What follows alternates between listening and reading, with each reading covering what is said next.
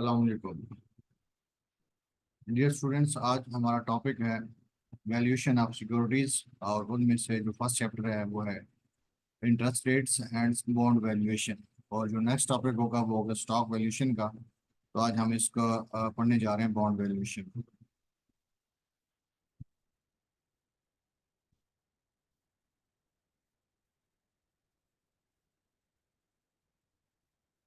सबसे पहले देखेंगे इंटरेस्ट रेट क्या होता है और रिक्वायर्ड रेट ऑफ रिटर्न क्या होता है। Interest rates usually applied on debt instruments such as bank loans or bonds.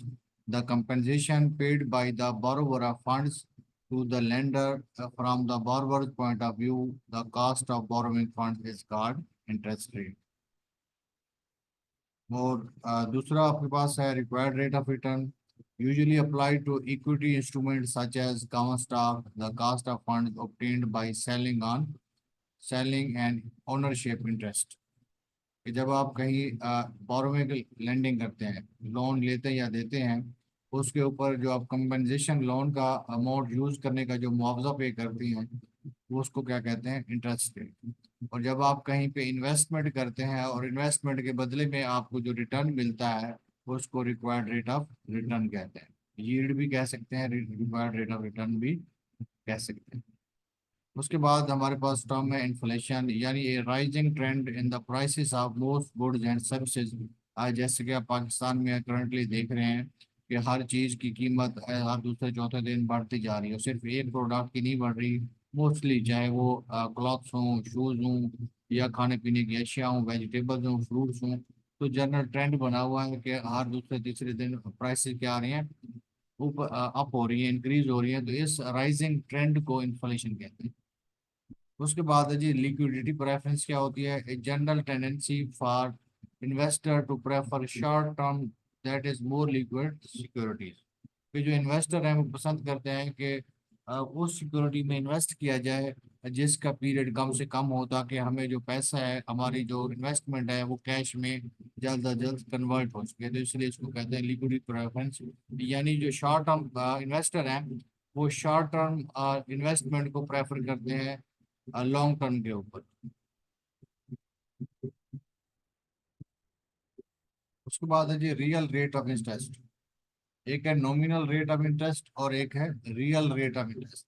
The rate that creates equilibrium between the supply of savings and the demand for investment funds in a perfect world without inflation, where suppliers and demanders of funds have no liquidity preference and there is no risk। ऐसे risk को क्या कहते हैं, real rate of interest. मिसाल के तौर पे आज आपने बोरोइंग और लेंडिंग की और उसका रेट था 10%, लेकिन आपने मार्केट ट्रेंड देखा कि हमारे यहाँ जो इन्फ्लेशन है वो कमो बेच 4 या 5% बढ़ रही। तो अब आप किसी के साथ जो एग्रीमेंट करेंगे वो 10% में नहीं करेंगे, वो जो इन्फ्लेशन का रिस्क है उस 10 में आप ऐड करेंगे। 4 है तो 4 है ऐड करेंगे, 3 है तो 3 करेंगे, 5 है तो 5 करेंगे। तो यानी real rate of interest plus inflation rate equal to nominal rate of interest. तो ये demand and supply of funds है, उसका कार्य बनाया हुआ रिलेशनशिप। तो उसके बाद है nominal rate of interest, the actual rate of interest charge by the supplier of funds and paid by the demander of fund demander. तो इसको कहते हैं नॉमिनल रेट ऑफ इंटरेस्ट, यानी nominal rate of interest is equal to actual rate of interest plus inflation rate.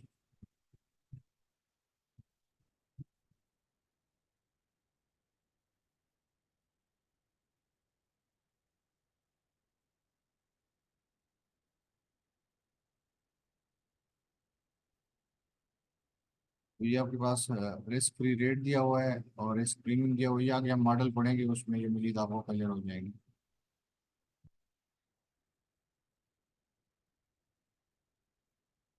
उसके बाद inflation के बाद आ गया डिफ्लेशन, इन्फ्लेशन के अपोजिट। कि अगर आपके पास प्राइसेस डिक्रीज होने का ट्रेंड हो, कंटिन्यूस फॉल हो रही हो प्राइसेस, तो उसको डिफ्लेशन कहते हैं।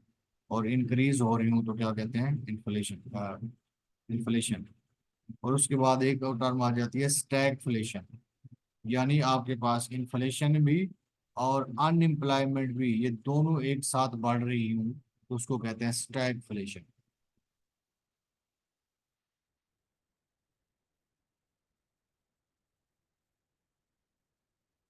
Term structure of interest rates यानी relationship between the maturity and rate of return for the bond with similar level of risk, उसको टर्म स्ट्रक्चर कहते हैं कि कितने साल का होगा तो उस पर कितना रेट होगा, कितने साल की होगी तो उसका रेट, यानी ड्यूरेशन के हिसाब से उसका जो रिस्क है, लेवल ऑफ रिस्क है, वो क्या होता है, चेंज। जितनी कम ड्यूरेशन का लोन होगा वो कम रिस्की होगा, जिसकी ड्यूरेशन ज्यादा होगी वो ज्यादा रिस्की होगा।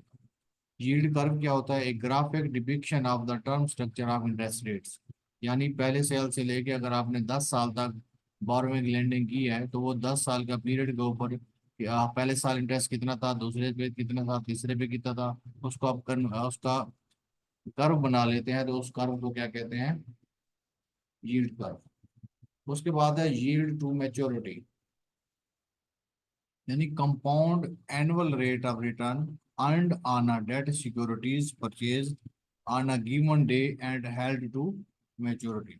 पहले दिन आपने बॉन्ड या शेयर खरीदे और जब तक आपने उसको अपने पास रखा, उस तब तक जितना आपके पास इंटरेस्ट आया या आपकी रिटर्न आई, उन सब को हम ऐड अप करेंगे तो ये क्या कहलाएगी, यील्ड टू मैच्योरिटी। उसके बाद है इन्वर्टेड यील्ड कर्व, ये downward sloping yield curve indicate that short term interest rates are generally higher than the long long term interest rates. अब शॉर्ट टर्म रेट्स ज़्यादा क्यों होते हैं, क्योंकि ये लेस रिस्की होते हैं, और लॉन्ग टर्म रेट कम क्यों होते हैं, क्योंकि वो ज़्यादा रिस्की होते हैं। जितना ज़्यादा इन्वेस्टमेंट रिस्की होगी उसका रिटर्न उतना कम होगा। ये in case of borrowing lending bonds के हिसाब से है।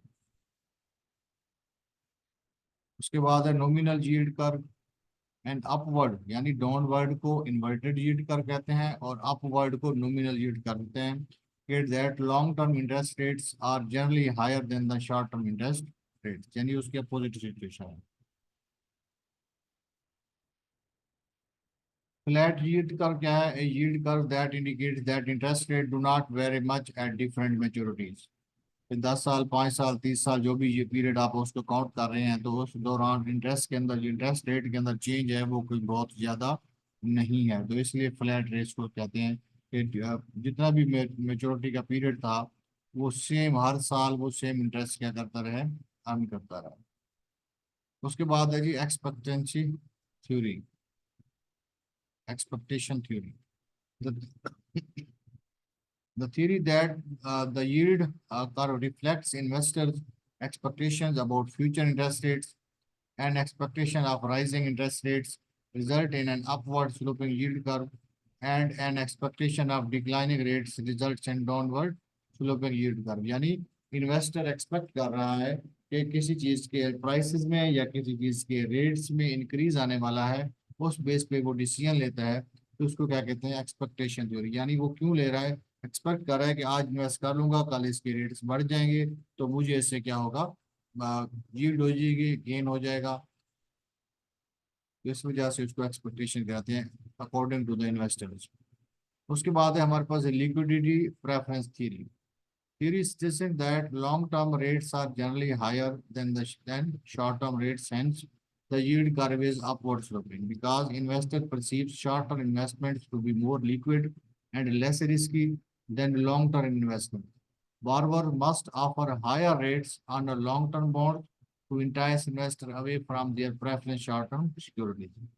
कहने का मकसद ये है कि जो लोग बोरोइंग इशू कर रहे हैं, बॉन्ड इशू कर रहे हैं, तो वो कहता है जो शॉर्ट टर्म है उसके ऊपर कम रिटर्न या रेट ऑफ इंटरेस्ट अप्लाई करना चाहिए, जो लॉन्ग रन है उसके ऊपर ज्यादा रेट ऑफ इंटरेस्ट देना चाहिए, ताकि इन्वेस्टर शॉर्ट टर्म की बजाय लॉन्ग टर्म इन्वेस्टमेंट को क्या करे, प्रेफर करे।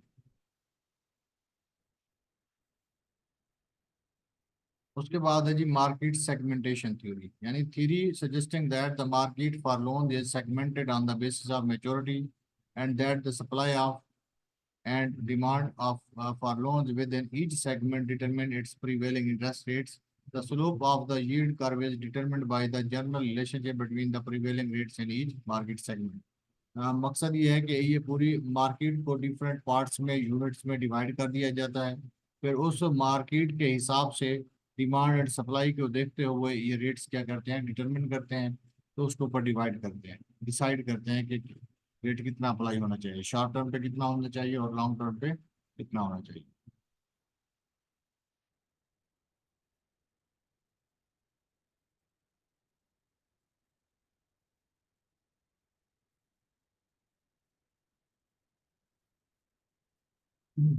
ये आपके रिस्क की टाइप्स लिखी हुई है, इनको एक बार स्टडी कर लीजिएगा। उसके बाद है जी हमारे पास ये था ऑल अबाउट इंटरेस्ट रेट्स और रिक्वायर्ड रिटर्न। अब हम बात करें कॉर्पोरेट बॉन्ड की। बाद में इसकी हम इसकी वैल्यूएशन की बात करेंगे। तो बॉन्ड बेसिकली है क्या, is a long term debt instrument indicating that A corporation has borrowed a certain amount of money and promises to repay it in the future under clearly defined terms। तो इसको basically क्या कहते हैं, corporate bond. Most bonds are issued with maturities of 10 to 30 years and with a par value or face value of 1000। The coupon interest rate on a bond represent the percentage of the bond's par value that will be paid annually। यानी जब आप issue करते हैं, जैसे आप एक 10 रुपए या 50 का 20 का नोट है, तो इसके ऊपर उसकी वैल्यू लिखी होती है, ये 10 है, ये 20 है, ये 30 है। इसी तरह जब बॉन्ड होगा उसके ऊपर वैल्यू प्रिंटेड होगी कि एक बॉन्ड आपका कितने का है, 1000 का। और इस बॉन्ड के साथ परसेंटेज लिखी होगी रेट ऑफ इंटरेस्ट की, कि जब तक ये बॉन्ड आपके पास रहेगा इतना रेट ऑफ इंटरेस्ट आपको एनुअली मिलता रहेगा। उस रेट ऑफ इंटरेस्ट को क्या कहते हैं, कूपन रेट ऑफ इंटरेस्ट। और ये rate in two equal installment यानी सेमी एनुअली पे किया जाता है। The bond holder who are the lenders are promise the semi annual interest payments at the maturity repayment of the principal amount. यानी जितने साल के लिए आपने बॉन्ड इशू किया था, लास्ट ईयर तक मेच्योरिटी तक आप इंटरेस्ट पे करते रहेंगे, और जब लास्ट ईयर आ जाएगा तो उसके बाद उस टाइम आप क्या करेंगे, प्रिंसिपल अमाउंट जो आपकी लोन की अमाउंट थी वो आप रिटर्न करेंगे। उसके बाद है जी कूपन रेट इंटरेस्ट, ये आपको ऑलरेडी स्टेट कर दिया। The percentage of bonds par value that will be paid annually typically in two equal semi annual payments as interest. Bond indenture क्या है, legal document that specifies both the rights of the bond holder and the duties of the issuing corporation is called bond indenture. इसको note कर लें, ये paper में इसके बारे में भी एक आधा एमसीक्यू आ जाता है।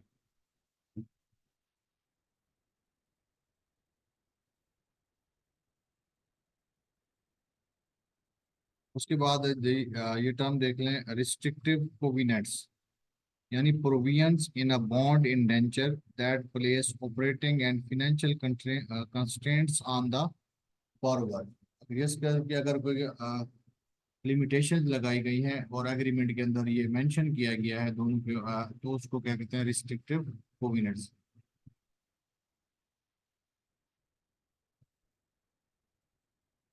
Subordination in a bond indenture the stipulation that subsequent creditors agree to wait until all claims of the senior debts are satisfied। यानी सबसे पहले सीनियर डेट्स के सीनियर जो डेटर हैं उनके लोन्स को क्लियर किया जाए, उसके बाद जो जूनियर हैं उनको पे किया जाए। उसके बाद है जी सिंक एंड फंड रिक्वायरमेंट क्या होती है, a restrictive provision often included in bond indenture providing for the systematic retirement of bond prior to the maturity. Sinking fund mean कि अगर आपने 30 साल या 50 साल या 20 साल जितने भी ईयर्स का आपने 10 साल के बॉन्ड इशू किए हैं, तो अब आपने 10 साल बाद बॉन्ड को रिटायर करना है, यानी आपने बॉन्ड वापस लेने हैं और जिनसे अमाउंट से गवर्नमेंट या जिससे अभी आपने लोन लिया हुआ है, बारो किया हुआ है, उनको वो अमाउंट ओरिजिनल वापस करनी है। तो इसके लिए क्या करते हैं, कंपनी अपने पास एक सिंकिंग फंड क्रिएट करते हैं कि हर साल के प्रॉफिट में से एक एक पार्ट वो सेपरेट रख लेते हैं और उस पार्ट को कहीं ना कहीं इन्वेस्टमेंट करते हैं। पर्पज क्या होता है कि इस पैसे को यूटिलाइज करके इसको मजीद इससे कुछ अर्न करें, और इतना अर्न करें कि मैच्योरिटी टाइम हमारे पास जितनी अमाउंट हमें चाहिए वो हम उस फंड के अंदर क्रिएट कर सकें। ट्रस्टी क्या होता है, ए पेड इंडिविजुअल कॉर्पोरेशन और commercial bank trust department that act as the third party to a bond indenture and can take specific action on behalf of the bond holder if the term of indenture are violated. इसको कहते हैं trusted, यानी किसी दूसरे के behalf पे आप लोग कोई इख्तियारात आपको गिवन है वो आप कर रहे हैं।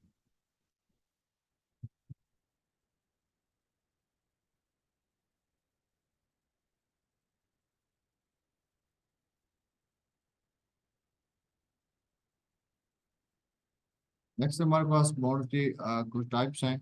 कन्वर्जन फीचर्स है इसके अंदर, यानी feature of convertible bond that allows bond holder to change each bond into a stated number of shares of common stock. जिस बॉन्ड के अंदर ये फीचर होगी उसको क्या करेंगे, कन्वर्जन फीचर, ये कन्वर्टिबल बॉन्ड कहलाएगा। कॉल फीचर, यानी बॉन्ड के अंदर ये फीचर भी मेंशन होगी कि जब भी कंपनी जिसने बॉन्ड इशू किए हैं वो अपने बॉन्ड वापस लेना चाहती है, कॉल बैक करना चाहती है, तो वो ले सकेगी, उस टाइम कॉल करके वापस ले लेगी, और जिनके पास ये बॉन्ड होंगे उनकी वर्थ उनको रिटर्न कर देगी, तो उसको कहते हैं कॉल फीचर। कॉल प्राइस क्या है, the stated price at which a bond may be repurchased by use of a call feature prior to maturity. कि अगर ये मेंशन होता है कि अगर कंपनी ने 10 साल के लिए बॉन्ड इशू किए थे, लेकिन अभी 3 साल 4 साल या 5 साल गुजरे हैं और कंपनी के पास अच्छे फाइनेंशियल क्रिएट हो गए हैं, अर्न कर लिए कंपनी, तो वो कहती है कि आप ये बॉन्ड हम वापस परचेज कर लें, यानी वो बॉन्ड वापस ले लें और उनकी कीमत, उनकी पेमेंट इन्वेस्टर को वापस कर दें, लेंडर जो कि उनको वापस कर दें। तो उस सूरत में इसकी प्राइस मेंशन होती है कि अगर कंपनी कॉल प्राइस को कॉल करेगी बिफोर मैच्योरिटी, तो उस टाइम किस प्राइस के ऊपर ये उनको पे करेगी, तो उसको कहते हैं कॉल प्राइस।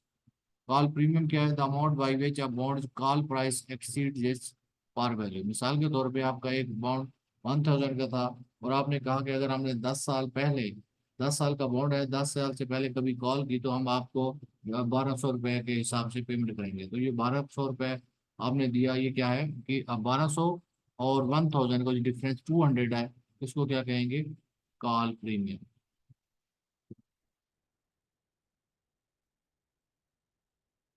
उसके बाद stock purchase warrants, instruments that give their holder the right to purchase a certain amount of shares of the issuer's common stock at a specified price over a certain period of time। यानी अगर आपके पास bond हैं और आपको कोई इख्तियार दिए जाते हैं कि अगर कंपनी कल को अपने शेयर इशू करती है, तो उनमें से आप इतने शेयर अपने बॉन्ड कन्वर्ट भी करा सकते हैं, या आप बॉन्ड पे शेयर भी परचेज कर सकते हैं, तो उसको कहते हैं स्टॉक परचेज वारंट्स। उसके बाद है जी bond yields. Yield to current yield भी है, यील्ड टू मैच्योरिटी भी है, और यील्ड टू कॉल भी है। तो सबसे पहले क्या है, current yield, A measure of a bonds cash, measure of a bond's cash return for the year, calculated by dividing the bond's annual interest payment by its current price। तो इसको क्या कहते हैं, करंट यील्ड, यानी bond की annual price और उसके बाद उसकी करंट मार्केट प्राइस, बॉन्ड की कितनी प्राइस है उसको डिवाइड करेंगे तो ये करंट यील्ड आ जाएगी।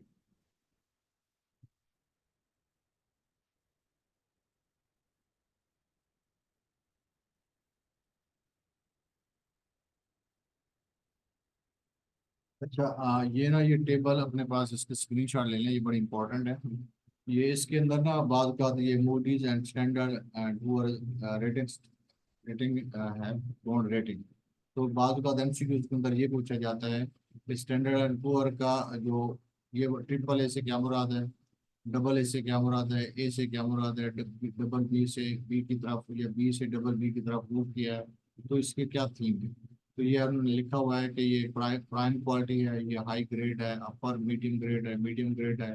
तो ये आपने ये याद कर लेना है, ये मूवीज के स्टैंडर्ड।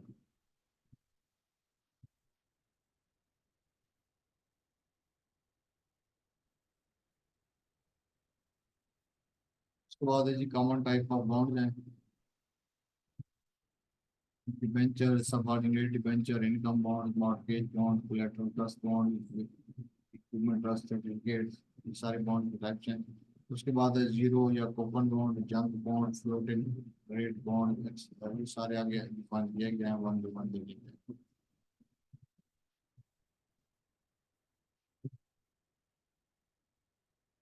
डिबेंचर्स क्या होते हैं जी, ये अनसिक्योर्ड बॉन्ड की टाइप्स हैं। Unsecured bonds that only credit-worthy firms can issue. Convertible bonds are normally debentures, जिनको डिबेंचर कहते हैं।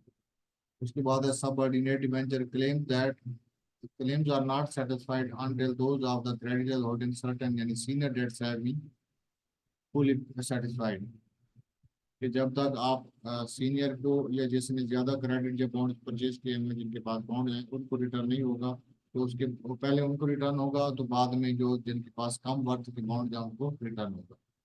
Income bond, the payment of interest is required only when the earnings are available. Commonly issued in reorganization of a filing firm के अंदर ये income bond issue किए जाते हैं।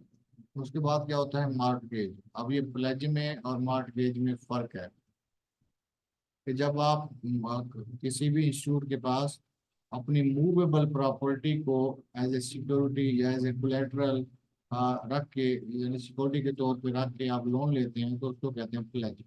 और आपने अक्सर देखा होगा फैक्ट्रीज के गेट के ऊपर लिखा होता है कि स्टॉक प्लेज विद यूबीएल या स्टॉक प्लेज विद एमसीबी या अल्फला या जिन सब बैंक के साथ उनके रिलेशन होते हैं वहाँ पे मेंशन होता है। वो होते हैं बेसिकली प्लेज क्योंकि वो उनके पास जो इन्वेंट्री पड़ी होती है उसको गिरवी रख के सिक्योरिटी के तौर पर रख के लोन लिया होता है।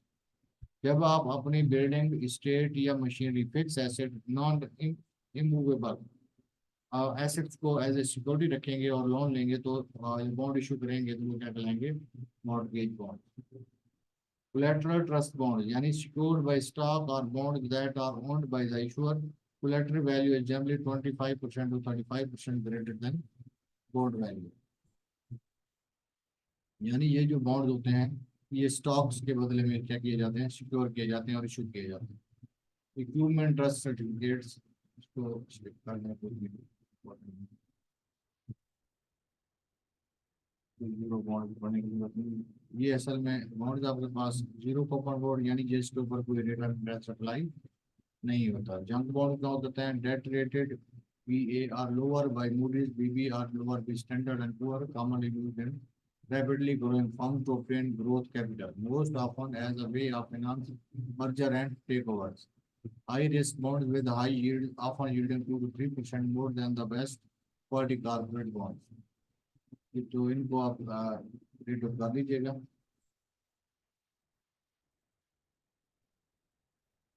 Next है हमारे पास foreign bond, a bond that is issued by a foreign corporation or a government and is denominated in the investor's home currency and sold in the investor's home market।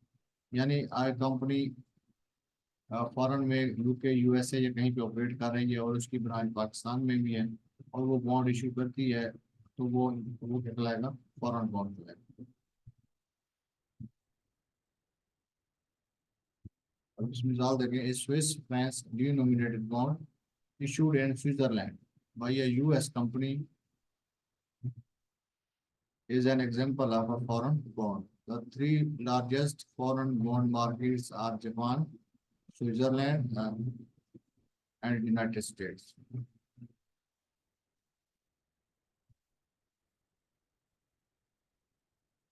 Valuation क्या कहलाता है the process that links risk and return to determine the worth of an asset is called valuation। चाहे वो stock की valuation हो चाहे वो bonds की वैल्यूएशन।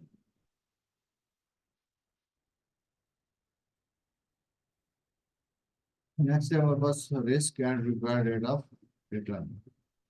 रिस्क जो बेसिकली होता है वो कंपनी की तरफ से होता है और जो रिक्वायर्ड रेट ऑफ रिटर्न होता है वो इन्वेस्टर की तरफ से होता है कि वो कंपनी का रिस्क भी सामने रखता है कि अगर इन्वेस्टमेंट मेरी कितनी रिस्की है, लेस रिस्की है, हाई रिस्की है या न्यूट्रल है, ये क्या है। और दूसरा उस इन्वेस्टमेंट के ऊपर वो एक स्पेसिफिक रिटर्न चाहता है कि मुझे इतना परसेंट अपनी इन्वेस्टमेंट के ऊपर मिलनी चाहिए तो उस रेट को क्या कहते हैं रिस्क ऑफ रिटर्न। ये हमारे पास बेसिक वैल्यूएशन मॉडल है कि आपने उसकी जो प्राइस है बॉन्ड की उसकी अपने वैल्यू फाइंड आउट करनी है और उनको सम अप करना है तो आपके पास करंट मार्केट प्राइस बॉन्ड के निकल आती है। ये है बेसिक बॉन्ड वैल्यूएशन का मॉडल। ये फार्मूला आप लोग देख लें।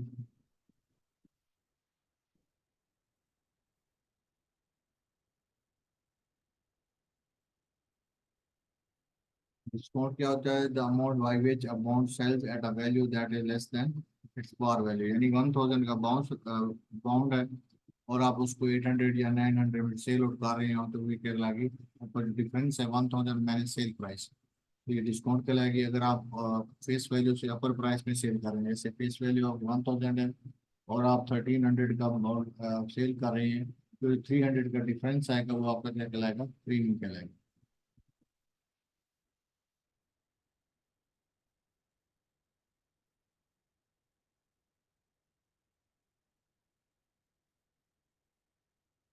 उसके बाद है जी इंटरेस्ट रेट रिस्क, यानी इंटरेस्ट रेट कितना वेरी करेगा, कितना रिस्की है। The chance that interest rates will change and thereby change the required return and bond value, rising rates which result in decreasing bond values are of a great concern. तो इनको कहते हैं interest rate risk.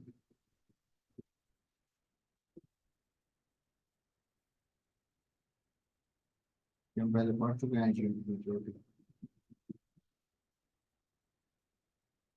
इसी तरह जैसे हम simple future value में हम एनुअली कंपाउंडिंग कर रहे होते हैं, तो इसी बॉन्ड की वैल्यूएशन भी एनुअली भी हो सकती है, सेमी एनुअली भी हो सकती है, क्वार्टरली भी हो सकती है। सिर्फ फर्क क्या करना है, जो आपका रेट ऑफ रिटर्न है, इंटरेस्ट है, उसको उसी हिसाब से 2 से 4 से 7 से या 52 से या 6 से जो भी उसको कैलकुलेशन चाहिए वो डिवाइड कर देना है, और उसकी पावर ले लेनी है, जितने भी नंबर आप पीरियड लिए हुए हैं ये उसका अलग से कर लेना है, ये वाला प्रोसेस अलग से कर लेना है। ये बेसिकली एन्युटी को कर रहा है डील। ये पार्ट सिंपल अमाउंट जो आपकी ओरिजिनल 1000 फेस वैल्यू है उसकी प्रेजेंट वैल्यू फाइंड आउट कर रहा है। तो दोनों को हम जमा करेंगे, एक पीएमटी वाली जो एन्युटी के हिसाब से इंटरेस्ट ले रहा है उसकी future value present value of annuity निकलेगी, और जो 1000 है वो सिंगल अमाउंट है तो उसकी सिंपल प्रेजेंट वैल्यू निकलेगी। दोनों को ऐड करेंगे तो ये बॉन्ड की करंट वैल्यू होगी, करंट प्राइस होगी।